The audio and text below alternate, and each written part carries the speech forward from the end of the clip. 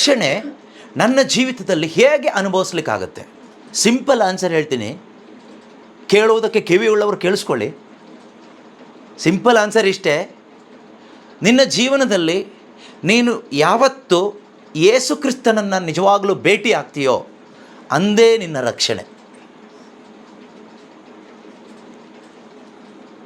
ಯಾವ ದಿನ ನಿನ್ನ ಜೀವಿತದಲ್ಲಿ ಯೇಸು ಕ್ರಿಸ್ತರನ್ನು ನೀನು ಭೇಟಿ ಆಗ್ತೀಯೋ, when you have an encounter with Jesus, that is the day of your salvation. ಅದೇ ನಿನ್ನ ರಕ್ಷಣೆಯ ಸುದಿನ. ಅದು ಯಾವತ್ತು ಅಂತ ನನಗೆ ಗೊತ್ತಿಲ್ಲ. ನೀವು ಯಾವತ್ತು ಯೇಸುವನ್ನು ಭೇಟಿ ಆಗ್ತೀರೋ, ಭೇಟಿ ಆಗೋದು ಅಂದರೆ ಯೇಸುವನ್ನು ಹೀಗೆ ನೋಡ್ಕೊಂಡು ಬರೋದಲ್ಲ. ಯೇಸು ಕ್ರಿಸ್ತನಿಗೆ ನಿನ್ನ ಹೃದಯವನ್ನು ಕೊಡೋದು, ಯೇಸುವನ್ನು ನಿನ್ನ ಹೃದಯಕ್ಕೆ ವೆಲ್ಕಮ್ ಮಾಡಿಕೊಳ್ಳೋ ದಿವಸ. That is the day of your salvation. ಒಂದು ಕುಟುಂಬ ಮುಖ್ಯವಾಗಿ ಏನನ್ನು ಬಯಸುತ್ತೆ? ಒಂದು ಕುಟುಂಬದಲ್ಲಿ ನಾವು ಮುಖ್ಯವಾಗಿ ಏನನ್ನು ಬಯಸ್ತೀವಿ, ಅಥವಾ ನಮ್ಮ ವೈಯಕ್ತಿಕ ಜೀವನದಲ್ಲಿ ನಾವು ಮುಖ್ಯವಾಗಿ ಏನನ್ನು ಬಯಸ್ತೀವಿ? ಎಲ್ಲರೂ ಕೂಡ ಪ್ರೀತಿ. ಕುಟುಂಬದಲ್ಲಿ ಗಂಡ ಹೆಂಡತಿ ಪ್ರೀತಿಯಲ್ಲಿ ಬದುಕಬೇಕು, ತಂದೆ ತಾಯಿ ಮಕ್ಕಳು ಎಲ್ಲರೂ ಪ್ರೀತಿಯಲ್ಲಿ ಬದುಕಬೇಕು, ಸಮಾಧಾನವಾಗಿ ಬದುಕಬೇಕು, ನೆಮ್ಮದಿಯಾಗಿ ಬದುಕಬೇಕು, ಅನ್ಯೋನ್ಯತೆಯಿಂದ ಬದುಕಬೇಕು ಅಂತ ಆಸೆ ಪಡ್ತೀವಿ. ವಿಶ್ವಾಸದಿಂದ ಬದುಕಬೇಕು, ಮಕ್ಕಳು ಒಳ್ಳೆ ದೈವ ಭಯದಲ್ಲಿ ಬದುಕಬೇಕು, ಪರಿಶುದ್ಧತೆಯಲ್ಲಿ ಬದುಕಬೇಕು, ನೆಮ್ಮದಿಯಾಗಿ ಬದುಕಬೇಕು. ಆಸೆ ಇದೆಯಲ್ವಾ? ಎಲ್ರಿಗೂ ಆಸೆ ಇದೆ.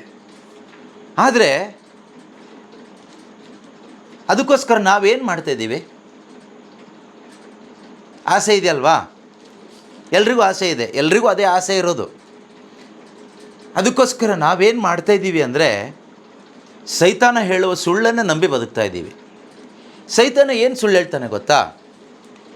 ನೀನು ಚೆನ್ನಾಗಿ ವಿದ್ಯಾಭ್ಯಾಸ ಮಾಡಿದ್ರೆ, ಅಥವಾ ಮಕ್ಕಳಿಗೆ ಚೆನ್ನಾಗಿ ವಿದ್ಯಾಭ್ಯಾಸ ಮಾಡಿದ್ರೆ ಅವರು ಮುಂದೆ ಒಳ್ಳೆಯ ಸಂಪಾದನೆ ಮಾಡೋರಾಗ್ತಾರೆ, ಆಗ ನೆಮ್ಮದಿಯಾಗಿ ಬದುಕ್ಬೋದು. ಅಥವಾ ಒಳ್ಳೆ ಬಿಸ್ನೆಸ್ ಮಾಡಿದರೆ ಅದರಿಂದ ಹಣ ಸಿಗುತ್ತೆ, ಹಣ ಇದ್ದರೆ ಸಂತೋಷವಾಗಿ ಬದುಕ್ಬೋದು. ಈ ರೀತಿ ಸೈತಾನ ಮನುಷ್ಯನ ಮನಸ್ಸನ್ನು ಮಂಕು ಮಾಡಿದ್ದಾನೆ ಸುಳ್ಳಿನಿಂದ. ಯಾವ ರೀತಿ ಸುಳ್ಳು ಅಂದರೆ ಇದೇ ಸುಳ್ಳು. ಹೆಚ್ಚು ಹಣ ಇದ್ದರೆ ಹೆಚ್ಚು ನೆಮ್ಮದಿಯಾಗಿ ಬದುಕ್ಬೋದು, ಅಥವಾ ಹೆಚ್ಚು ಬೇಡ, ನಮಗೆ ಹಣ ಇದ್ದರೆ ನಾವು ನೆಮ್ಮದಿಯಾಗಿ ಬದುಕ್ಬೋದು, ಶಾಂತಿಯಿಂದ ಬದುಕ್ಬೋದು, ಆನಂದವಾಗಿ ಬದುಕ್ಬೋದು. ಈ ರೀತಿಯೆಲ್ಲ ನಾವು ಥಿಂಕ್ ಮಾಡ್ತೀವಿ. ಮಾತ್ರ ಅಲ್ಲ, ನಾವು ಅದರ ಹಿಂದೆ ಹೋಗ್ತೀವಿ. ಹಗಲು ರಾತ್ರಿ ನಮ್ಮ ಜೀವನ ಪೂರ್ತಿ ಈ ಹಣದ ಹಿಂದೆ. ಈ ಹಣದ ವ್ಯಾಮೋಹ ಅಂತಕ್ಕಂಥದ್ದು ಏನು ಗೊತ್ತಾ? ಈ ಗಾಳದಲ್ಲಿ ಸಿಕ್ಕಾಕ್ಕೊಂಡಂಥ ಒಂದು ಎರೆಹುಳದ ಹಾಗೆ. ಈ ಎರೆಹುಳ ಒಂದು ವ್ಯಾಮೋಹ. ಈ ಗಾಳ ಮೃತ್ಯು ಅಥವಾ ಪಿಶಾಚಿ. ಆ ಎರೆಹುಳದ ಹಿಂದೆ ಆ ಗಾಳ ಇರುತ್ತೆ, ಆ ಹುಕ್ಸ್ ಇರುತ್ತೆ. ಮೀನಿಗೆ ಆ ಹುಕ್ಸ್ ಕಾಣೋದಿಲ್ಲ, ಆ ಗಾಳ ಕಾಣೋದಿಲ್ಲ. ಏನು ಕಾಣಿಸುತ್ತೆ ಅಂದರೆ ಎರೆಹುಳ ಕಾಣಿಸುತ್ತೆ. ಆ ಎರೆಹುಳ ತಿಂದರೆ ನನಗೆ ತೃಪ್ತಿ ಸಿಗುತ್ತೆ ಅಂತ ಬಂದುಬಿಟ್ಟು ಮೀನೇನು ಮಾಡುತ್ತೆ? ಅದನ್ನು ಕಚ್ಚುತ್ತೆ.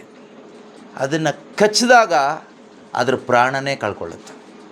ಎಷ್ಟೋ ಜನ ಇದೇ ರೀತಿಯಲ್ಲಿ ಹಣದ ಹಿಂದೆ ಹೋಗಿ, ಇದಿದ್ದರೆ ನಾನು ಸುಖವಾಗಿ ಬದುಕ್ಬೋದು, ಊಟ ಮಾಡ್ಬೋದು, ಚೆನ್ನಾಗಿ ಹೊಟ್ಟೆ ತುಂಬಿಸ್ಕೋಬೋದು, ತೃಪ್ತಿಯಿಂದ ಬದುಕ್ಬೋದು ಅಂತ ಹೇಳಿಬಿಟ್ಟು ದುಡ್ಡಿನಿಂದ ಹೋಗ್ತೀವಿ. ಅದನ್ನು ಕಚ್ಚಿ ತಿನ್ಬೋದು ಅಂತ ಬಾಯಿ ಹಾಕ್ತೀವಿ, ಆದರೆ ಸಿಕ್ಕಾಕ್ಕೊಳ್ಳೋದು ಪಿಶಾಚಿ ಕೈಗೆ, ಆ ಗಾಳದಲ್ಲಿ ಸಿಕ್ಕಾಕ್ಕೊಳ್ತೀವಿ. ಇವತ್ತು ಎಷ್ಟೋ ಜನರ ಜೀವನಗಳು ಸೈತಾನನ ಕೈಯಲ್ಲಿದೆ. ಕಾರಣ, ಸುಖ ಹುಡುಕಿ, ಶಾಂತಿ ಹುಡುಕಿ, ಆನಂದ ಹುಡುಕಿ, ನೆಮ್ಮದಿ ಹುಡುಕಿ ನಾವು ಹಣದ ಹಿಂದೆ ಹೋಗ್ತಾ ಇದ್ದೀವಿ. ಇರೋದನ್ನು ಕಳ್ಕೊಳ್ತೀವಿ, ಬಿಟ್ಟರೆ ಏನು ಸಿಗೋದಿಲ್ಲ.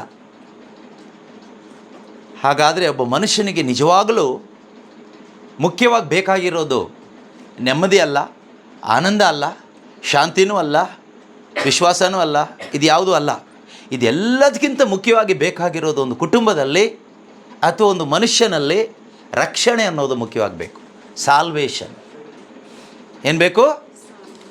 ರಕ್ಷಣೆ ಅನ್ನೋದು ಬೇಕು, ಸಾಲ್ವೇಷನ್. ಇಂದು ಎಷ್ಟೋ ಕ್ರೈಸ್ತ ಕುಟುಂಬಗಳಲ್ಲಿ ಈ ರಕ್ಷಣೆ ಇಲ್ಲ. ಏನಿಲ್ಲ? ರಕ್ಷಣೆ ಇಲ್ಲ. There is no salvation. ಈಗ ನಿಮಗೆ ಕೇಳೋಣ, ಈ ಕುಟುಂಬದವ್ರಿಗೆ ಕೇಳೋಣ, ರಕ್ಷಣೆ ಅಂದರೆ ಏನು ಅಂತ ಕೇಳಿದರೆ ನೀವು ಯಾರೂ ಹೇಳಲ್ಲ ಅಂತ ನನಗೆ ಚೆನ್ನಾಗಿ ಗೊತ್ತು. ಏನೋ ಒಂದು ಹೇಳ್ತೀರಿ ಬಿಟ್ಟರೆ ನಿಜವಾಗಲೂ ರಕ್ಷಣೆ ಅಂದರೆ ಏನು ಅನ್ನೋದು ನೀವು ಹೇಳಲ್ಲ. ಹೇಳ್ತೀರಾ? What is salvation? ರಕ್ಷಣೆ ಅಂದರೆ ಏನು? ಕ್ರೈಸ್ತರೇ ನಾವೆಲ್ಲರೂ. ಆದರೆ ರಕ್ಷಣೆ ಅಂದರೆ ಏನು ಅಂತ ಗೊತ್ತಿಲ್ಲ ಅಂದರೆ ನಾವು ಕ್ರೈಸ್ತರೇ ಅಲ್ಲ. ನಾವು ನಿಜವಾಗ್ಲೂ ಕ್ರೈಸ್ತರಾಗೋದು ಈ ರಕ್ಷಣೆಯ ಮುಖಾಂತರ, ರಕ್ಷಣೆ ಹೊಂದಿಕೊಳ್ಳುವುದರ ಮುಖಾಂತರ ನಾವು ನಿಜವಾದ ಕ್ರೈಸ್ತರಾಗ್ತೀವಿ. ಈ ರಕ್ಷಣೆ ಅಂದರೆ ಏನೂ ಗೊತ್ತಿಲ್ಲ, ಮತ್ತೆ ಹೇಗೆ ಆ ರಕ್ಷಣೆ ಪಡ್ಕೊಳ್ಳಿಕ್ಕಾಗುತ್ತೆ? ನಾವು ಒಂದು ಊರಿಗೆ ಹೋಗಬೇಕಾದ್ರೆ ಆ ಊರು ಎಲ್ಲಿದೆ ಅಂತ ಗೊತ್ತಿರಬೇಕು. ಈಗ ನಾನು ಮೈಸೂರಿಗೆ ಹೋಗ್ತಾಯಿದ್ದೀನಿ ಅಂತ ಹೇಳಿಬಿಟ್ರೆ, ಹೊರಟ್ರೆ ನನಗೆ ಗೊತ್ತಿರಬೇಕು ಮೈಸೂರು ಎಲ್ಲಿದೆ ಅಂತ. ಮೈಸೂರು ಎಲ್ಲಿದೆ ಅಂತ ನನಗೆ ಗೊತ್ತಿಲ್ಲ ಅಂದರೆ ನಾನು ಮೈಸೂರಿಗೆ ಹೇಗೆ ಹೋಗ್ಲಿಕ್ಕಾಗುತ್ತೆ? ಮೊದಲು ನನಗದು ಗೊತ್ತಿರಬೇಕು ಎಲ್ಲಿದೆ ಅಂತ. ಅಥವಾ ಒಂದು ಅಡುಗೆ ಮಾಡುವಾಗ ನೀವು ಏನು ಅಡುಗೆ ಮಾಡ್ತೀರಿ ಅನ್ನೋದು ನಿಮಗೆ ಗೊತ್ತಿದ್ದರೆ ಅದನ್ನೇ ಮಾಡ್ಬೋದು. ಈಗ ಬಿರಿಯಾನಿ ಮಾಡ್ತೀನಿ ಅಂತ ನಿಮ್ಮ ಮೈಂಡಲ್ಲಿದ್ದರೆ ಹೇಗೆ ಮಾಡಬೇಕು ಅಂತ ನಿಮ್ಮ ತಲೆಯಲ್ಲಿ ಐಡಿಯಾ ಓಡುತ್ತೆ, ಅದ್ರ ಪ್ರಕಾರ ಮಾಡ್ಬೋದು. ಬಟ್ ನಿಮಗೇನು ಮಾಡಬೇಕು ಅನ್ನೋದೇ ತಲೆಯಲ್ಲಿಲ್ಲ. ಬಿರಿಯಾನಿ ಅನ್ನೋ ಹೆಸರು ಗೊತ್ತು, ಅದು ಹೇಗಿರುತ್ತೆ ಅಂತ ಯಾವತ್ತೂ ನೋಡಿಲ್ಲ, ಅದು ಹೇಗೆ ಮಾಡಬೇಕು ಗೊತ್ತಿಲ್ಲ. ಬಟ್ ಬಿರಿಯಾನಿ ಯಾರೋ ಹೇಳಿದರು ಬಿರಿಯಾನಿ ಟೇಸ್ಟ್ ಆಗಿರುತ್ತೆ, ಬಿರಿಯಾನಿ ಚೆನ್ನಾಗಿರುತ್ತೆ, ಬಿರಿಯಾನಿ ಒಂದು ಕೆಂಪು ಬಣ್ಣ, ಹಳದಿ ಬಣ್ಣ, ಹಸಿರು ಬಣ್ಣ, ಯಾವುದೋ ಬಣ್ಣದಲ್ಲಿ ಬಿರಿಯಾನಿ ಇರುತ್ತೆ, ಅಷ್ಟೇ ಗೊತ್ತು ನಿಮಗೆ. ಬಟ್ ಬಿರಿಯಾನಿ ಅಂದರೆ ಏನು ಅಂತ ಯಾವತ್ತೂ ನೀವು ನೋಡಿಲ್ಲ, ನೀವು ತಿಂದೂ ಇಲ್ಲ, ನೀವು ನೋಡೂ ಇಲ್ಲ, ನಿಮಗೆ ಗೊತ್ತೇ ಇಲ್ಲ. ನೀವು ಬಿರಿಯಾನಿ ಮಾಡೋದು ಇಲ್ಲ, ಮಾಡೋಕ್ಕಾಗೋದಿಲ್ಲ.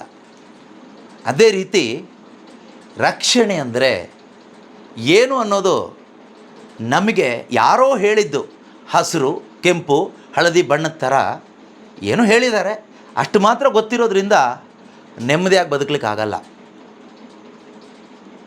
ಒಂದು ಕುಟುಂಬಕ್ಕೆ, ಇದು ಕ್ರೈಸ್ತ ಕುಟುಂಬಕ್ಕೆ ಮಾತ್ರ ಅಂತ ಹೇಳ್ತಾ ಇಲ್ಲ ನಾನು, ಪ್ರತಿಯೊಂದು ಈ ಭೂಮಿಯಲ್ಲಿ ಇರುವ ಪ್ರತಿಯೊಂದು ಕುಟುಂಬಕ್ಕೆ, every family on this earth need salvation. ಪ್ರತಿಯೊಂದು ಕುಟುಂಬಕ್ಕೂ ರಕ್ಷಣೆ ಮೊದಲನೇದಾಗಿ ಬೇಕು. ಪ್ರತಿಯೊಂದು ಮನುಷ್ಯನಿಗೂ ಮೊದಲನೇದಾಗಿ ಬೇಕಾಗಿರೋದು ಸಾಲ್ವೇಷನ್, ರಕ್ಷಣೆ. ರಕ್ಷಣೆ ಇಲ್ಲದೆ ಇರುವ ಕುಟುಂಬ ನರಕಕ್ಕೆ ಸಮಾನ. ರಕ್ಷಣೆ ಇಲ್ಲದೆ ಇರುವ ಹೃದಯ ಅಥವಾ ಮನುಷ್ಯ, ಅವನು ಒಂದು ರೀತಿ ಪಿಶಾಚಿಗೆ ಸಮಾನ, ಅಥವಾ ಅವನ ಜೀವನ, ಅವನ ಹೃದಯ ನರಕಕ್ಕೆ ಸಮಾನ. ಇವತ್ತು ನಮ್ಮ ಕುಟುಂಬದಲ್ಲಿ ರಕ್ಷಣೆ ಇದೆಯಾ ಪ್ರಶ್ನಿಸಿ ನೋಡಬೇಕು. ನನ್ನ ಹೃದಯದಲ್ಲಿ ರಕ್ಷಣೆ ಇದೆಯಾ ಪರೀಕ್ಷಿಸಿ ನೋಡಬೇಕು. ಯಾಕೆ ಅಂದರೆ ನೀವು ಬಯಸುವಂಥ ಆನಂದ, ನೀವು ಬಯಸುವಂಥ ಶಾಂತಿ ಸಮಾಧಾನ, ನೀವು ಬಯಸುವಂಥ ನೆಮ್ಮದಿ, ನೀವು ಬಯಸುವಂಥ ವಿಶ್ವಾಸ, ಇದೆಲ್ಲ ಬರೋದು ಹಣದಿಂದ ಅಲ್ಲ, ಗುಣದಿಂದ ಅಲ್ಲ, ಭಕ್ತಿಯಿಂದ ಅಲ್ಲ, ಪುಣ್ಯ ಕಾರ್ಯಗಳಿಂದ ಅಲ್ಲ, ಪ್ರಾರ್ಥನೆಯಿಂದ ಅಲ್ಲ, ಬೈಬಲಿಂದ ಅಲ್ಲ.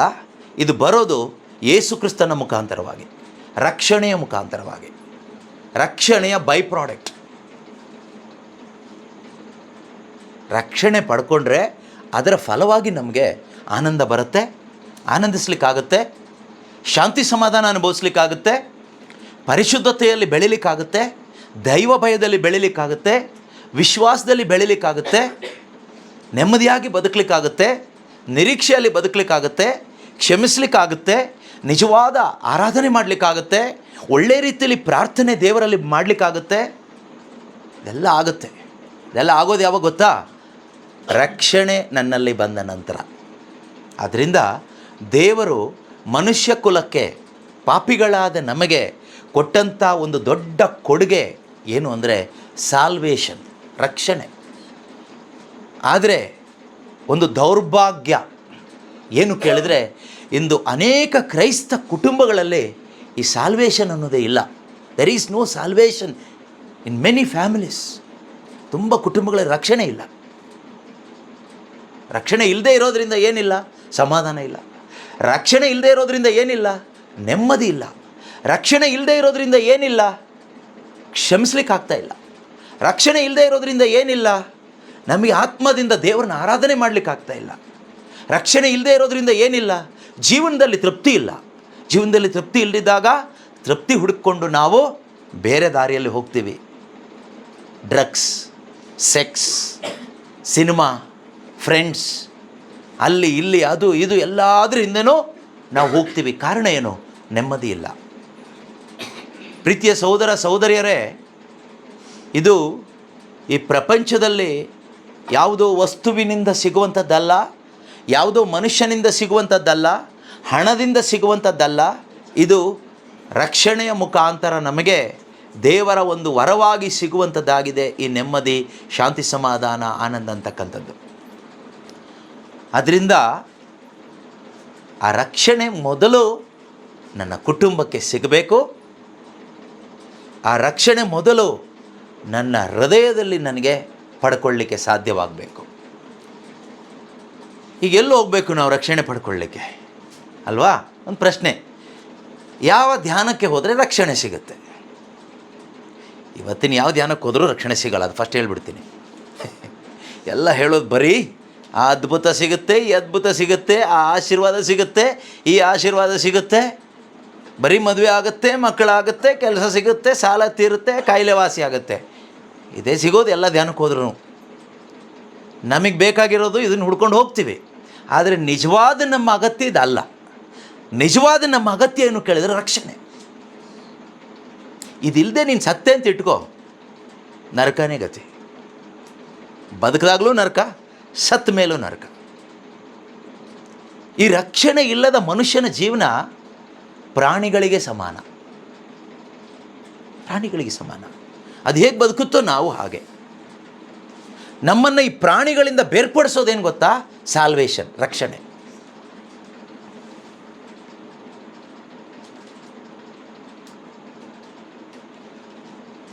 ರಕ್ಷಣೆಗೆ ತುಂಬ ಬೆಲೆ ಇದೆ. ಹಾಗಾದರೆ ಈ ರಕ್ಷಣೆ ನನ್ನ ಜೀವಿತದಲ್ಲಿ ಹೇಗೆ ಅನುಭವಿಸ್ಲಿಕ್ಕಾಗತ್ತೆ? ಸಿಂಪಲ್ ಆನ್ಸರ್ ಹೇಳ್ತೀನಿ, ಕೇಳುವುದಕ್ಕೆ ಕಿವಿ ಉಳ್ಳವರು ಕೇಳಿಸ್ಕೊಳ್ಳಿ. ಸಿಂಪಲ್ ಆನ್ಸರ್ ಇಷ್ಟೇ. ನಿನ್ನ ಜೀವನದಲ್ಲಿ ನೀನು ಯಾವತ್ತು ಯೇಸು ಕ್ರಿಸ್ತನನ್ನು ನಿಜವಾಗಲೂ ಭೇಟಿ ಆಗ್ತೀಯೋ ಅಂದೇ ನಿನ್ನ ರಕ್ಷಣೆ. ಯಾವ ದಿನ ನಿನ್ನ ಜೀವಿತದಲ್ಲಿ ಯೇಸು ಕ್ರಿಸ್ತರನ್ನು ನೀನು ಭೇಟಿ ಆಗ್ತೀಯೋ, when you have an encounter with Jesus, that is the day of your salvation. ಅದೇ ನಿನ್ನ ರಕ್ಷಣೆಯ ಸುದಿನ. ಅದು ಯಾವತ್ತು ಅಂತ ನನಗೆ ಗೊತ್ತಿಲ್ಲ. ನೀವು ಯಾವತ್ತು ಯೇಸುವನ್ನು ಭೇಟಿ ಆಗ್ತೀರೋ, ಭೇಟಿ ಆಗೋದು ಅಂದರೆ ಯೇಸುವನ್ನು ಹೀಗೆ ನೋಡ್ಕೊಂಡು ಬರೋದಲ್ಲ. ಯೇಸು ಕ್ರಿಸ್ತನಿಗೆ ನಿನ್ನ ಹೃದಯವನ್ನು ಕೊಡೋದು, ಯೇಸುವನ್ನು ನಿನ್ನ ಹೃದಯಕ್ಕೆ ವೆಲ್ಕಮ್ ಮಾಡಿಕೊಳ್ಳೋ ದಿವಸ. That is the day of your salvation.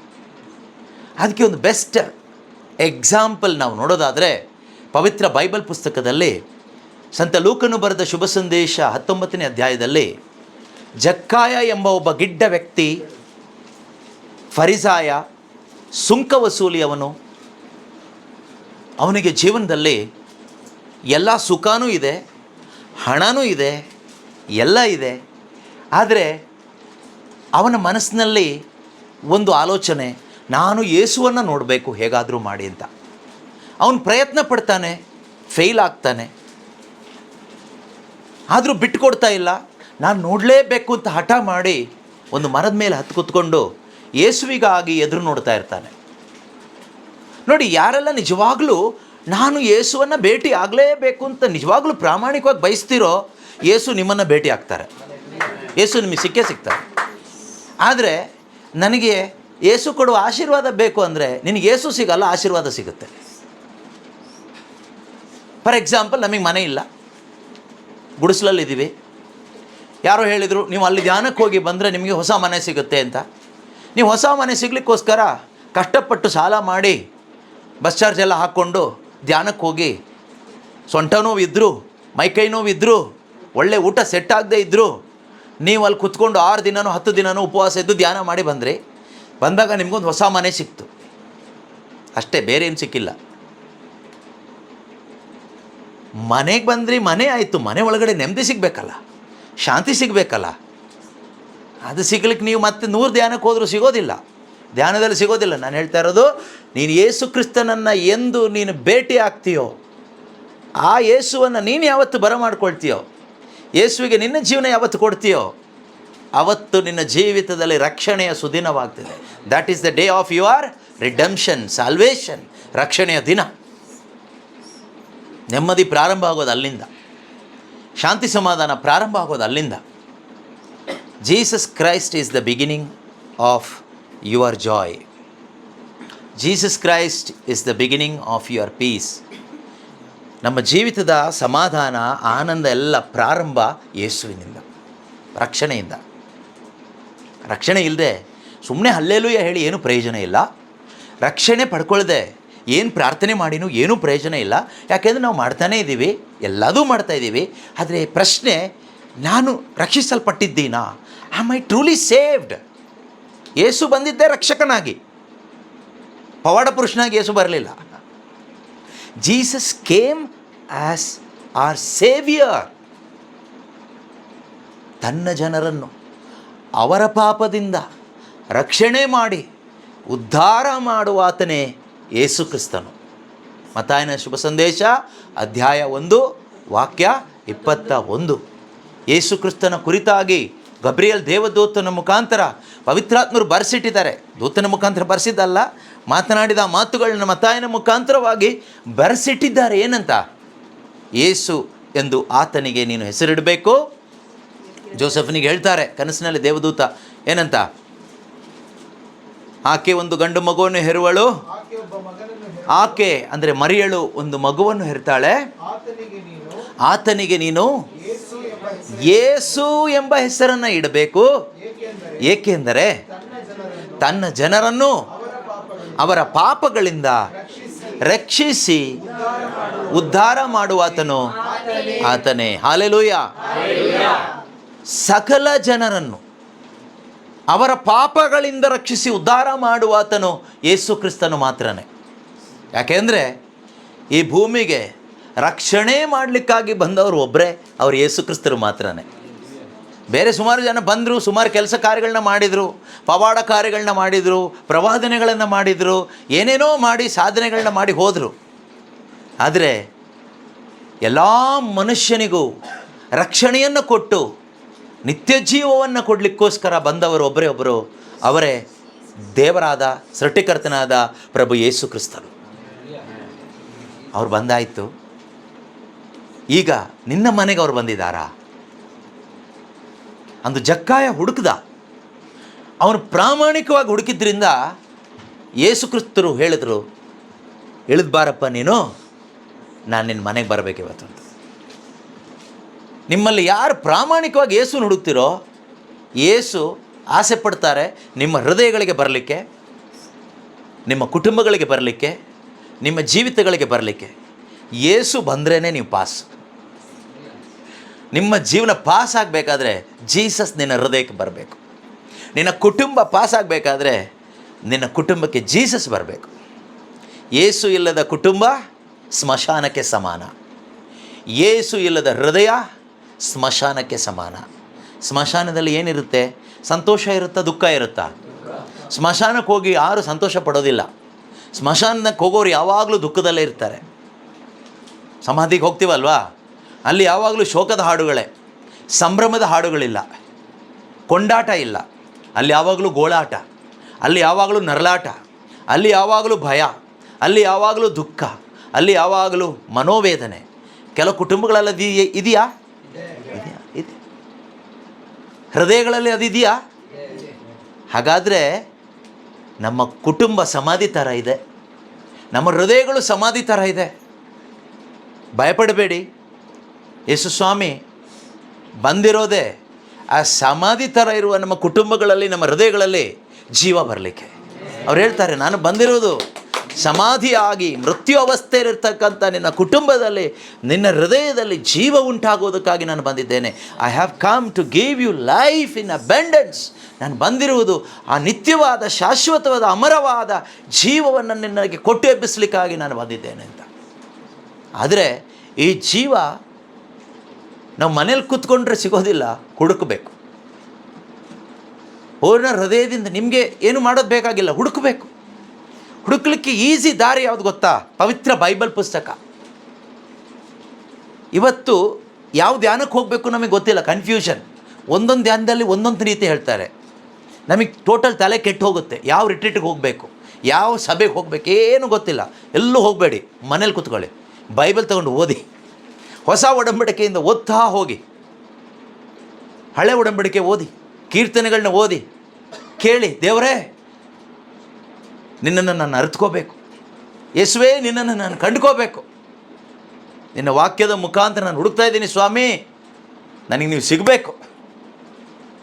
ಆ ರೀತಿಯಲ್ಲಿ ನೀವು ಸಣ್ಣ ಪ್ರಾರ್ಥನೆ ಮಾಡಿ, ಪವಿತ್ರ ಬೈಬಲ್ ಪುಸ್ತಕವನ್ನು ಓದೋದನ್ನು ಪ್ರಾರಂಭ ಮಾಡಿ, ಹುಡುಕಿ. ಇದಕ್ಕೋಸ್ಕರ ನೀವು ₹1 ಖರ್ಚಿಲ್ಲ, ಎಲ್ಲೂ ಹೋಗೋದು ಬೇಕಾಗಿಲ್ಲ, ಎಲ್ಲೂ ಹೋಗಿ ಕೂತ್ಕೊಳ್ಳೋದು ಬೇಕಾಗಿಲ್ಲ, ಎಲ್ಲೂ ಹಣ ಕೊಡೋದು ಬೇಕಾಗಿಲ್ಲ. ಮನೇಲೆ ಒಂದು ಬೈಬಲ್ ಇದ್ದರೆ ಸಾಕು. ಇನ್ನು ನಿಮ್ಮ ಹತ್ರ ಯಾರ ಹತ್ರ ಬೈಬಲ್ ಇಲ್ವಾ ಕೇಳಬೇಕಾದ್ರೆ ಅದನ್ನು ಒಂದು ಕೊಡೋಣ ಫ್ರೀಯಾಗಿ. ಹಾಗಾದರೂ ನೀವು ಯೇಸುವನ್ನು ಹುಡುಕಿ ಕಂಡುಕೊಂಡು ನಿತ್ಯ ಜೀವ ಪಡ್ಕೊಳ್ಳಿ. ಇಲ್ಲದೇ ಇದ್ದರೆ ನಮ್ಮ ಅವಸ್ಥೆ, ನಾನು ಮೊದಲು ಹೇಳಿದೆ, ಪ್ರಾಣಿಗಳ ಹಾಗೆ ಆಗಿರ್ತದೆ ನಮ್ಮ ಜೀವನ. ಸಮಾಧಿ ಥರ ಇರ್ತದೆ ನಮ್ಮ ಕುಟುಂಬಗಳು. ಇವತ್ತು ಎಷ್ಟೋ ಕುಟುಂಬಗಳು, ಸಮಾಧಿಗಳು ಒಂದೇ ರೀತಿಯಲ್ಲಿದೆ. ಕ್ರೈಸ್ತ ಕುಟುಂಬಗಳ ಪರಿಸ್ಥಿತಿ ಏನಿಲ್ಲ ಕೇಳಿದರೆ, ರಕ್ಷಣೆ ಇಲ್ಲ. ಜಕ್ಕಾಯ ಯೇಸುವನ್ನು ನೋಡಬೇಕು ಅಂತ ಹುಡುಕಿದ್ರಿಂದ ಅವನಿಗೆ ಯೇಸು ಬಗ್ಗೆ ಹೆಚ್ಚೇನೂ ಗೊತ್ತಿಲ್ಲ. ನೋಡಿ, ಯೇಸುವೇ ರಕ್ಷಕ ಅನ್ನೋದು ಅವನಿಗೆ ಗೊತ್ತಿಲ್ಲ. ನಾವು ಹುಟ್ಟು ಕ್ರೈಸ್ತರು ಅಂತೆಲ್ಲ ಹೇಳ್ಕೊಳ್ತೀವಿ. ನಾವು ಎಷ್ಟೋ ಕ್ರಿಸ್ಮಸ್ ಹಬ್ಬ ಕೂಡ ಮಾಡಿಬಿಟ್ಟಿದ್ದೀವಿ, ಈಸ್ಟರ್ ಹಬ್ಬ ಮಾಡಿಬಿಟ್ಟಿದ್ದೀವಿ, ಶಿಲುಬೆ ಹಾದಿ ಮಾಡಿಬಿಟ್ಟಿದ್ದೀವಿ. ನಮಗೆ ಜಕ್ಕಾಯನಕ್ಕಿಂತ ಚೆನ್ನಾಗಿ ಗೊತ್ತು ಯೇಸು ಕ್ರಿಸ್ತರ ಬಗ್ಗೆ. ಆತನಿಗೇನೂ ಗೊತ್ತಿಲ್ಲ. ಆತ ಪ್ರಾಮಾಣಿಕ ಹೃದಯದಿಂದ ಹುಡುಕ್ದ, ನಾನು ನೋಡಲೇಬೇಕು ಯೇಸುವನ್ನು ಅಂತ. ನೀವು ಇಷ್ಟೆಲ್ಲ ಹಬ್ಬ ಮಾಡಿದ್ದೀರಲ್ವಾ, ಬಲಿಪೂಜೆಗೆಲ್ಲ ಹೋಗ್ತೀರಿ, ಯೇಸುವಿನ ಶರೀರ ರಕ್ತ ಸ್ವೀಕಾರ ಮಾಡ್ತೀರಿ. ಆದರೆ ಈ ಯೇಸುವನ್ನು ನೋಡಬೇಕು ಅಂತ ಯಾವತ್ತಾದರೂ ಆಸೆ ಪಟ್ಟಿದ್ದೀರಾ? ಈ ಯೇಸುವನ್ನು ನಾನೊಮ್ಮೆ ಭೇಟಿ ಆಗಬೇಕು, ಅವ್ರು ನಿಜ ದೇವರು, ಅವರು ಜೀವಂತವಾಗಿದ್ದಾರೆ, ಹಾಗಾದರೆ ಅವ್ರನ್ನ ನಾನು ಒಂದಿನ ಭೇಟಿ ಆಗಲೇಬೇಕು ಅಂತ ಆಸೆ ಪಟ್ಟಿದ್ದೀರಾ? ಆಸೆ ಪಡದೇ ಇದ್ದರೆ ಈಗಿಂದ ಆಸೆ ಪಡಿ. ಈಗ ಮನೆಗೆ ಹೋದ್ಮೇಲೆ ಅಲ್ಲ, ಈಗಿಂದ ಆಸೆ ಪಡಿ. ಯಾಕೆಂದರೆ ದೇವರು ನಮ್ಮ ಹೃದಯವನ್ನು ನೋಡ್ತಾರೆ. ದೇವರು ನಮ್ಮ ಹೃದಯವನ್ನು ನೋಡ್ತಾರೆ. ನೋಡಿ, ಅಲ್ಲಿ ಲೂಕನ ಶುಭ ಸಂದೇಶ 19ನೇ ಅಧ್ಯಾಯದಲ್ಲಿ ಅನೇಕ ಜನರು ಯೇಸು ಸ್ವಾಮಿಯ ಜೊತೆಯಲ್ಲಿ ಇದ್ದರು. ಆದರೆ ಯಾರ ಹೃದಯನೂ ಯೇಸುವನ್ನು ಹುಡುಕ್ತಾ ಇರಲಿಲ್ಲ. ಎಲ್ಲರೂ ಹುಡುಕ್ತಾ ಇದ್ದಿದ್ದೇನು ಗೊತ್ತಾ? ಯೇಸು ಮಾಡುವ ಅದ್ಭುತವನ್ನು ಹುಡುಕ್ತಾ ಇದ್ದರು. ಮರದ ಮೇಲೆ ಯಾರ ಕಣ್ಣಿಗೂ ಕಾಣದೆ ಒಬ್ಬ ಕುತ್ಕೊಂಡಿದ್ದ ಅಜ್ಞಾತನಾಗಿ. ಅವನು ಅದ್ಭುತ ಹುಡುಕಲಿಲ್ಲ, ಯೇಸುವನ್ನು ಹುಡುಕ್ದ. ಆದ್ದರಿಂದ ಯೇಸು ಅವನನ್ನು ನೋಡಿದರು, ನೋಡಿ ಕರೆದ್ರು, ಬಾಯಿಲಿ ಕೆಳಗಡೆ, ನಾನು ಇಂದು ನಿನ್ನ ಮನೆಗೆ ಬರಬೇಕು. ಯಾಕೆಂದರೆ ಇಲ್ಲಿ ನನ್ನ ಸುತ್ತಲೂ ಸುಮಾರು ಜನ ಇದ್ದಾರೆ, ಇವರು ನನ್ನ ಕೈಯಲ್ಲಿ ಏನಿದೆ ಅಂತ ಹುಡುಕ್ತಾ ಇದ್ದಾರೆ, ಏನು ಸಿಗುತ್ತೆ ನನ್ನಿಂದ ಅಂತ ಹುಡುಕ್ತಾ ಇದ್ದಾರೆ. ನನಗೆ ಇವ್ರ ಮನೆಗೆ ಹೋಗ್ಲಿಕ್ಕೆ ಇಷ್ಟ ಇಲ್ಲ, ಈ ಆಶೀರ್ವಾದ ಹುಡುಕೋರ ಮನೆಗೆ ಹೋಗ್ಲಿಕ್ಕೆ ನನಗೆ ಇಷ್ಟ ಇಲ್ಲ.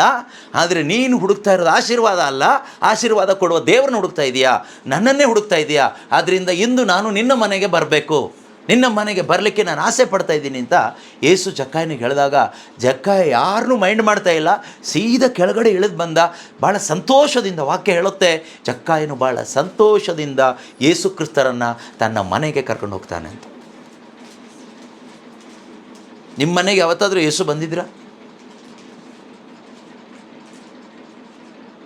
ಯೇಸು ಬಂದರೆ ಈ ಸಮಾಧಿ ಅವಸ್ಥೆ ಹೋಗುತ್ತೆ. ಯೇಸು ಬಂದರೆ ಬೆಳಕು ಬರುತ್ತೆ, ಯೇಸು ಬಂದರೆ ಜೀವ ಬರುತ್ತೆ, ಯೇಸು ಬಂದರೆ ಶಾಂತಿ ಬರುತ್ತೆ. ಯಾಕೆಂದರೆ ಅವರೇ ಬೆಳಕು, ಅವರೇ ಶಾಂತಿ, ಅವರೇ ಆನಂದ, ಅವರೇ ಪರಮಾನಂದ. ಯೇಸು ಬಂದರೆ ನಿತ್ಯವಾದ ಜೀವ ಬರುತ್ತೆ, ಅವರೇ ನಿತ್ಯ ಜೀವ.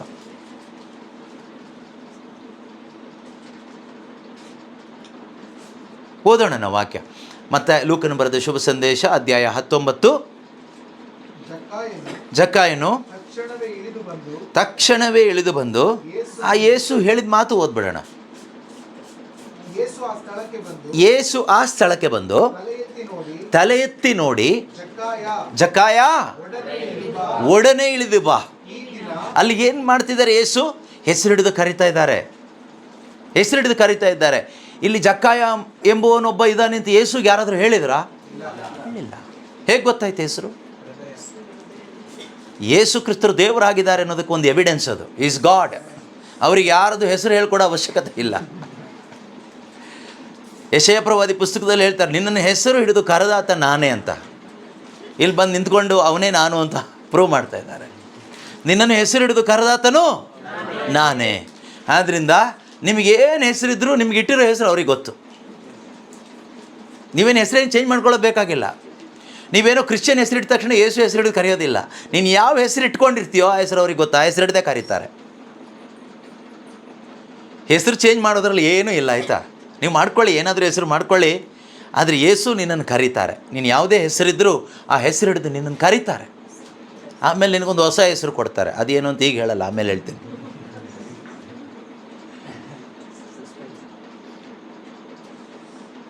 ಕಂಡುಹಿಡಿಬೇಕು ನೀವು ಏನು ಹೆಸರು ಕೊಡ್ಬೋದು ಅಂತ. ನೀವು ಒಬ್ಬೊಬ್ಬರು ಕಂಡುಹಿಡೀರಿ. ಹೋಮ್ವರ್ಕ್ ನಿಮಗೆ. ಕಂಡುಹಿಡಿದು ಸಕ್ಸಸ್ ಆಗಬೇಕು. ನೀವು ಏನೇನೋ ಕಂಡುಹಿಡಿತೀರಲ್ವಾ? ಮೊಬೈಲ್ ಫೋನಲ್ಲಿ ಏನೇನೋ ಕಂಡುಹಿಡಿತೀರಿ. ಅದೇ ರೀತಿ ಮೊಬೈಲ್ ಫೋನಲ್ಲಿ ಗೂಗಲಲ್ಲ ಸರ್ಚ್ ಮಾಡಿ ನೋಡಿ, ಸಿಗ್ಬೋದೇನೋ.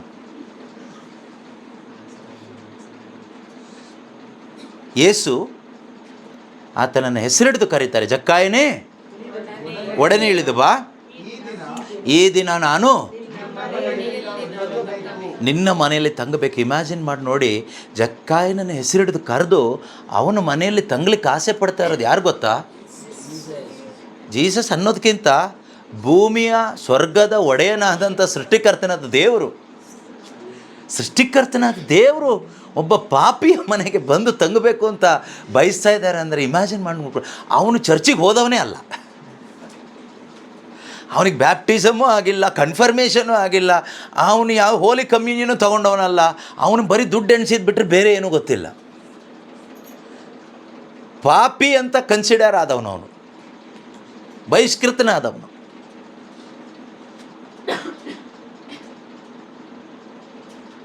ಜೊತೆಯಲ್ಲಿದ್ದವರು ಅಲ್ಲೆಲ್ಲೂ ಹೇಳಿದವ್ರ ಮನೆಗೆ ಯಾಸು ಹೋಗ್ತಾ ಇಲ್ಲ. ಜೊತೆಯಲ್ಲಿ ಸುಮಾರು ಜನ ಇದ್ದಾರೆ, ಅವ್ರ ಮನೆಗೆ ಬರ್ತೀನಿ ಅಂತ ಹೇಳ್ತಾ ಇಲ್ಲ.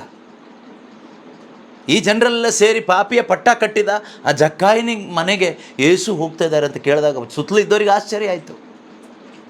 ಅಲ್ಲ, ನಾವು ಇಷ್ಟೆಲ್ಲ ಡೈಲಿ ಚರ್ಚೆ ಹೋಗ್ತೀವಿ, ನಮ್ಮ ಮನೆಗೆ ಯೇಸು ಬಂದಿಲ್ವಲ್ಲ, ಅವ್ರ ಮನೆಗೆ ಹೋದ್ರಲ್ಲ ಅಂತ. ಅವ್ರು ಯೇಸುನ ಹುಡುಕಿದ್ರು, ಜಕ್ಕಾಯ ಯೇಸುವನ್ನು ಹುಡುಕದ. ಓಕೆ, ನೆಕ್ಸ್ಟ್ ಯೇಸು ಹೆಸರು ಹಿಡಿದು ಕರೆದ್ರು. ಜಕ್ಕಾಯನು ತಕ್ಷಣವೇ ಇಳಿದು ಬಂದು ಯೇಸುವನ್ನು ಹೇಗೆ ಸ್ವಾಗತಿಸಿದನು? ಭಾಳ ಸಂತೋಷದಿಂದ ಸ್ವಾಗತಿಸಿದನು. ನೀವು ಬೈಬಲ್ ಓದಬೇಕಾದ್ರೆ ಹಾಗೆ ಓದಬೇಕಾಯ್ತಾ? ಭಾಳ ಸಂತೋಷವಾಗಿ ಓದಬೇಕು. ನಿಮ್ಮ ಮನೆಯಲ್ಲಿ ಪ್ರಾರ್ಥನೆ ಇಡುವಾಗ ಭಾಳ ಸಂತೋಷವಾಗಿ ಇಡಬೇಕು. ನೀವು ದೇವರ ವಾಕ್ಯ ಕೇಳಿಸ್ಕೊಳ್ಳುವಾಗ ಭಾಳ ಸಂತೋಷವಾಗಿ ಕೇಳಿಸ್ಕೋಬೇಕು. ಪ್ರತಿ ತಿಂಗಳು ಮೊದಲನೇ ಭಾನುವಾರ ನಿಮ್ಮೂರಲ್ಲಿ ಧ್ಯಾನಕೂಟ ನಡೆಯುತ್ತೆ, ಸಂತ ವನಚಿನ್ನಪ್ಪ ಪುಣ್ಯಕ್ಷೇತ್ರದಲ್ಲಿ. ನೀವು ಹೇಗೆ ಬರಬೇಕು ಗೊತ್ತಾ? ಸಂತೋಷವಾಗಿ ಬರಬೇಕು. ಮದುವೆ ಮನೆಗೆ ಹೋಗ್ಬೇಕಾದ್ರೆ ಹೆಂಗೆ ಹೋಗ್ತೀರಾ? ಎಲ್ಲರೂ ರೆಡಿಯಾಗೋಕ್ಕಿಂತ ಮೊದಲು ನೀವೇ ರೆಡಿಯಾಗಿ ಒಂದಿನ ಮುಂಚೆನೇ ಹೋಗಿ ಸೆಟ್ಲ್ ಆಗಿಬಿಡ್ತೀರಿ ಕೆಲವು ಟೈಮ್ ಅಲ್ವಾ? ಸಂತೋಷವಾಗಿ ಹೋಗ್ತೀರಿ. ನಿಮ್ಗೆ ಯಾರು ಒತ್ತಾಯ ಮಾಡೋದೇ ಬೇಡ. ಮನೆ ಬಾಗಿಲಿಗೆ ಗಾಡಿ ಕಳಿಸೋದು ಬೇಡ, ಯಾರು ಹೇಳ್ಕೊಳ್ಸೋದು ಬೇಡ. ನಿಮಗೆ ಒಂದು ತಿಂಗಳು ಮುಂಚೆ ಅವ್ರು ಕರೆದ್ರೂ ಕೂಡ ನೆನಪಿಟ್ಕೊಂಡು ಹೋಗ್ತೀರಿ. ನೋಡಿ ಊಟದ ಪವರ್ ಎಷ್ಟಿದೆ ಅಂತ.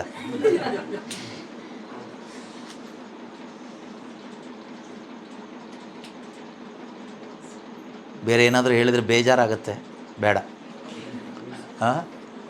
ಪರವಾಗಿಲ್ಲ, ಹೇಳ ಬೇಡ ಬಿಡಿ.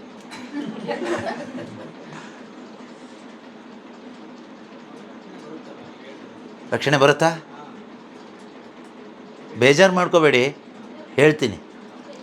ಯೇಸು ಸ್ವಾಮಿ ಒಂದು ಮಾತು ಹೇಳ್ತಾರೆ, ಮುತ್ತನ್ನು ತೆಗೆದುಕೊಂಡು ಹೋಗಿ ಹಂದಿಗಳ ಮುಂದೆ ಚೆಲ್ಲಬೇಡಿ. ಹಂದಿಗಳ ಮುಂದೆ ಹಳಸಿದ ಅನ್ನ ಹಾಕಿದ್ರೆ ಹಂದಿ ಓಡೋಗುತ್ತಾ? ತಿನ್ನಕ್ಕೆ ಹೋಗಲ್ವಾ? ಅನ್ನ ತಿನ್ನಕ್ಕೆ ಹೋಗುತ್ತಾ? ಹಂದಿ ಮುಂದೆ ತೊಗೊಂಡು ಬೈಬಲ್ ಇಟ್ಟರೆ, ಆ ಬೈಬಲ್ನ ತುಳ್ಕೊಂಡು ಮುಂದಿಟ್ಟರೆ ಹಳಸಿದ ಅನ್ನ ತಿನ್ನಕ್ಕೆ ಹೋಗುತ್ತೆ. ಹಾಗೆ ಎಷ್ಟೋ ಕ್ರೈಸ್ತರು ಮನೆಗೆ ಇಲ್ಲಿ ಊರಲ್ಲಿ ಧ್ಯಾನ ಇದ್ದರೂ ಕೂಡ ಯಾವುದಾದ್ರೂ ಮನೆಯಲ್ಲಿ ಫಂಕ್ಷನ್ ಇದೆ ಅಂದರೆ ಅನ್ನ ತಿನ್ಲಿಕ್ಕೆ ಓಡೋಗೋ ಈ ರೀತಿ ಅಂದಿಗಳ ಥರ ಇರೋರು ಇದ್ದಾರೆ. ಬೇಜಾರು ಮಾಡ್ಕೋಬೇಡಿ, ಅರ್ಥ ಆಗಲಿಕ್ಕೋಸ್ಕರ ಒಂದು ಸಾಮತಿ ಥರ ತಗೊಳ್ಳಿ ಅಷ್ಟೇ. ಕ್ರೈಸ್ತ ವಿಶ್ವಾಸಿಯಾದ ನಾವು ಯಾವುದಕ್ಕೆ ಮೊದಲ ಮಹತ್ವ ಕೊಡಬೇಕು? ನಮ್ಮ ಮನೆ ಬಾಗಿಲಿಗೆ, ನಮ್ಮ ಮನೆ ಅಂಗಳಕ್ಕೆ ಯೇಸು ಬಂದಿದ್ದಾರೆ, ನಿತ್ಯ ಜೀವದ ಊಟ ಕೊಡ್ತಾ ಇದ್ದಾರೆ, ಅದನ್ನು ನಾವು ತಗೋಬೇಕು. ಆದರೆ ಅದನ್ನು ತುಳಿದು ಬಿಟ್ಟು ನಾವು ಅಳಿದು ಹೋಗುವ ಆಹಾರ ಹುಡ್ಕೊಂಡು, ನಾಯಿಗೆ ಅನ್ನ ತಿನ್ನಕ್ಕೆ ಹೋಗುತ್ತಲ್ವ ಹಾಗೆ ನಾವು ಇದನ್ನು ತುಳ್ಕೊಂಡು ಅದನ್ನು ತಿನ್ಲಿಕ್ಕೆ ಹೋಗ್ತೀವಿ.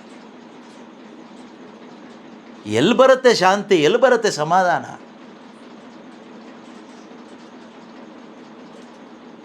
ಅದರಿಂದ ಪ್ರೀತಿಯ ಸಹೋದರ ಸಹೋದರಿಯರೇ, ದೇವರ ವಾಕ್ಯ ಉಚಿತವಾಗಿ ಸಿಗ್ತಾ ಇರೋದು ದೊಡ್ಡ ಸೌಭಾಗ್ಯ. ಸತ್ಯದ ಅರಿವು ಇವತ್ತು ನಮಗೆ ಸಿಗ್ತಾ ಇದೆ ಅಂದರೆ ಅದು ದೊಡ್ಡ ಸೌಭಾಗ್ಯ. ಆದರೆ ಅದನ್ನು ತುಳಿಬಾರ್ದು, ಅದನ್ನು ತುಳಿದು ಹಾಕಬಾರ್ದು. ಯೇಸುಸ್ವಾಮಿ ಹೇಳಿದ ಮಾತು, ಮುತ್ತನ್ನು ತೆಗೆದುಕೊಂಡೋಗಿ ಹಂದಿಗಳ ಮುಂದೆ ಚೆಲ್ಲಬೇಡಿ ಅಂತ ಹೇಳಿದ್ದಾರೆ.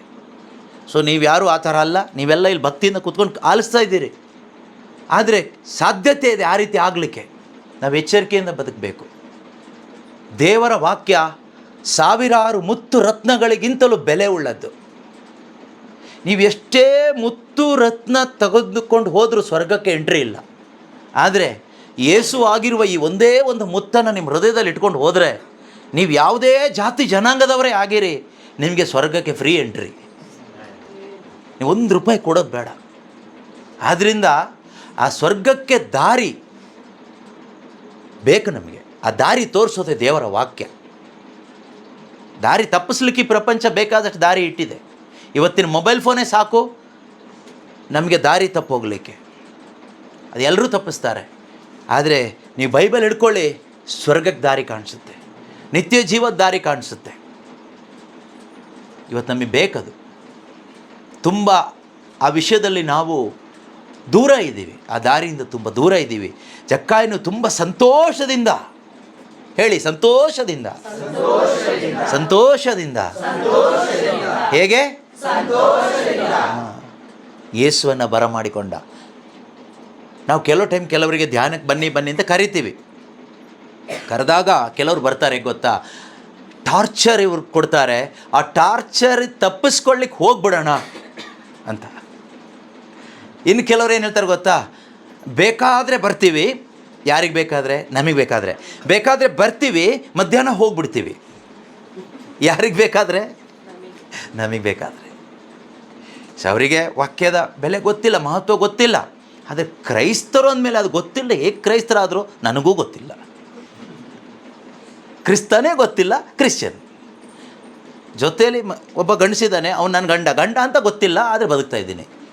ಹೆಂಡ್ತಿ ಇದ್ದಾಳೊಬ್ಳು, ಹೆಂಡ್ತಿ ಗೊತ್ತಿಲ್ಲ, ಆದರೆ ಬದುಕ್ತಾ ಇದ್ದೀನಿ. ಹಾಗೆ ನಮ್ಮ ಕ್ರೈಸ್ತ ಜೀವನ ಕೂಡ. ಕ್ರಿಸ್ತ ಯಾರು? ಕ್ರಿಸ್ತ ದೇವರು ಮನುಷ್ಯನಾಗಿ ಬಂದರು, ಶಿಲ್ವೆ ಮೇಲೆ ಸತ್ತರು. ಈ ರೀತಿ ಜನರಲ್ ನಾಲೆಡ್ಜ್ ಇದೆ, ಆದರೆ ಪರಿಚಯ ಇದೆಯಾ?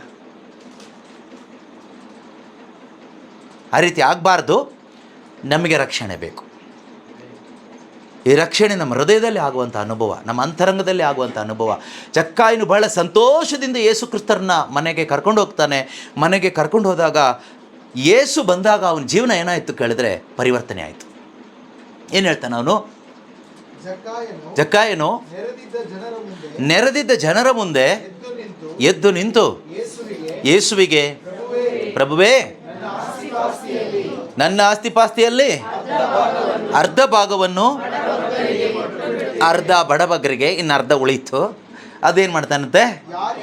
ಯಾರಿಗಾದರೂ ಅನ್ಯಾಯ ಮಾಡಿ, ಮೋಸ ಮಾಡಿ, ಅವರಿಂದ ಏನಾದರೂ ನಾನು ತೆಗೆದುಕೊಂಡಿದ್ದರೆ 4ರಷ್ಟು ವಾಪಸ್ ಕೊಡ್ತೀನಿ. ಯೇಸು ಬಂದಿದ್ದೆ ಅವನು ಒಳಗಡೆ ಇದ್ದ ಹಣದ ವ್ಯಾಮೋಹ ಹೋಯ್ತು. ಅವನೊಳಗಡೆ ಪಶ್ಚಾತ್ತಾಪ ಉಂಟಾಯಿತು. ಅವನು ಒಳ್ಳೆ ಪಾಪ ನಿವೇದನೆ ಮಾಡ್ತಾನೆ. ಯೇಸುವೆ, ನಾನು ಪಾಪಿ, ಮೋಸ ಮಾಡಿದ್ದೀನಿ. ಈಗ ನನ್ನ ಹತ್ರ ಏನಿದೆ ಅದೆಲ್ಲ ಕೊಟ್ಟುಬಿಡ್ತೀನಿ, ನನಗೆ ನೀನೇ ಆಸ್ತಿ. ನಾವು ಯೇಸು ನೋಡ್ಕೋದೆ ಆಸ್ತಿಗೋಸ್ಕರ, ಹಣಕ್ಕೋಸ್ಕರ. ಕೆಲವ್ರು ಹೇಳ್ತಾರಲ್ಲ, ಆ ಧ್ಯಾನಕ್ಕೆ ಹೋದರೆ ಏನು ಸಿಗುತ್ತೆ? ಬರೀ ವಾಕ್ಯ ಮಾತ್ರ ಸಿಗುತ್ತೆ. ಆದ್ದರಿಂದ ಅಲ್ಲೆಲ್ಲೋ ಧ್ಯಾನ ಮಾಡಿದ್ರೆ ಇನ್ನೇನೇನೋ ಸಿಗುತ್ತಂತೆ, ಅದಕ್ಕೆ ಅಲ್ಲಿ ಹೋಗೋಣ ಅಂತ ಹೋಗೋರು ಎಷ್ಟೋ ಜನ ಇದ್ದಾರೆ. ಪ್ರೀತಿಯ ಸಹೋದರ ಸಹೋದರಿಯರೇ, ನಿಜವಾದ ರಕ್ಷಣೆ ಸಿಕ್ಕಿದ ಮೇಲೆ ನಮಗೆ ಈ ಲೋಕದಲ್ಲಿ ಯಾವುದು ಬೇಡ ಅನಿಸುತ್ತೆ. ಜಕ್ಕಾಯನಿಗೆ ಯೇಸು ಸಿಕ್ಕಿದ ಮೇಲೆ ಸಂತೋಷ ಆಗಿ ಎಲ್ಲ ಕೊಟ್ಬಿಟ್ಟ.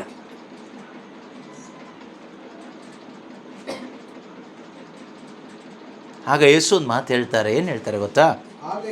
ಆಗ ಯೇಸು, ಇಂದು ಈ ಮನೆ ಹೇಳಿ ನೋಡೋಣ. ಇಂದು ಈ ಮನೆ ಉದ್ಧಾರವಾಯಿತು.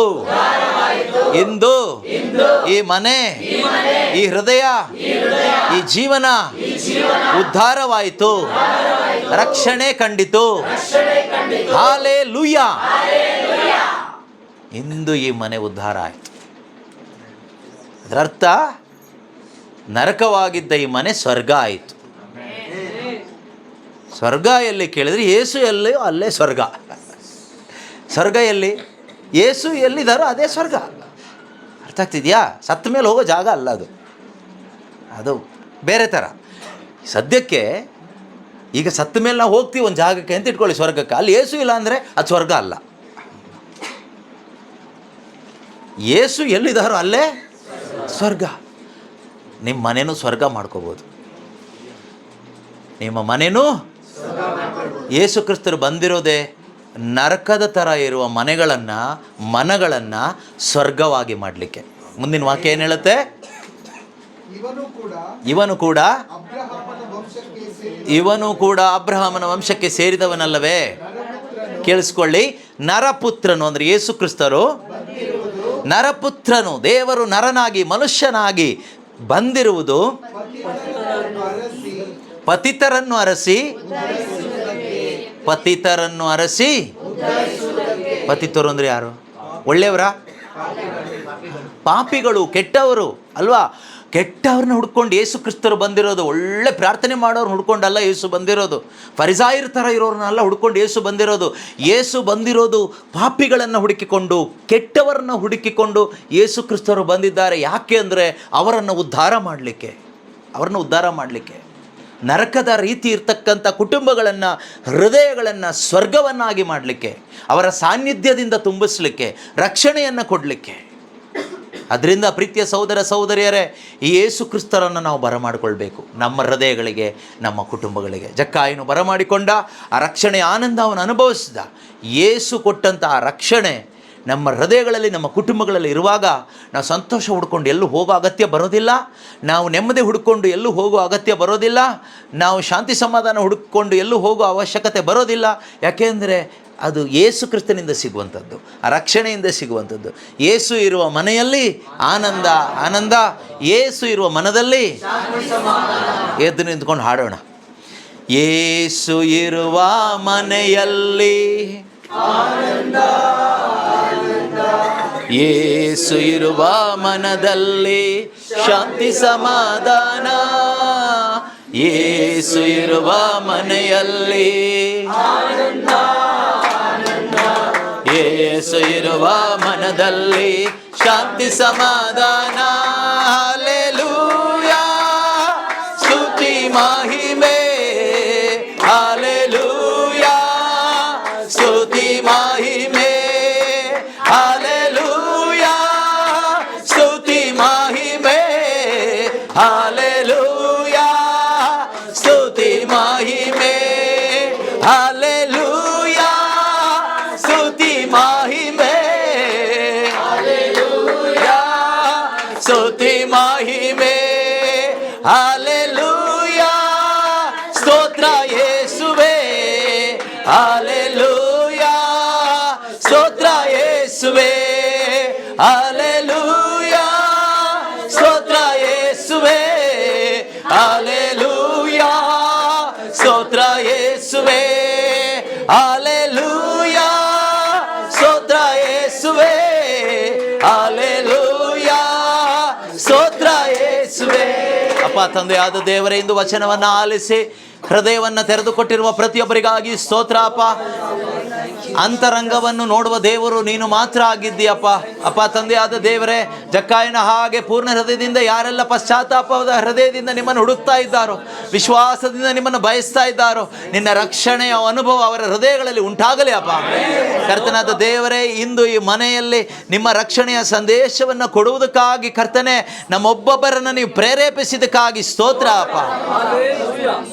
ಬಿತ್ತಲ್ಪಟ್ಟ ಪ್ರತಿಯೊಂದು ವಾಕ್ಯಗಳು ಈ ಮನೆಯಲ್ಲಿ ಬಂದಿರುವ ಪ್ರತಿಯೊಬ್ಬರಲ್ಲಿಯೂ ಮತ್ತು ಯಾರೆಲ್ಲ ಆನ್ಲೈನ್ನಲ್ಲಿ ವೆಬ್ಎಕ್ಸ್ನಲ್ಲಿ ಜಾಯಿನ್ ಆಗಿದ್ದಾರೋ ಅವರ ಜೀವಿತದಲ್ಲಿಯೂ ಕೂಡ ರಕ್ಷಣೆಯ ಆನಂದವನ್ನು ತುಂಬಿಸುವಂತೆ ಆಗಲಿ ಅಪ್ಪ.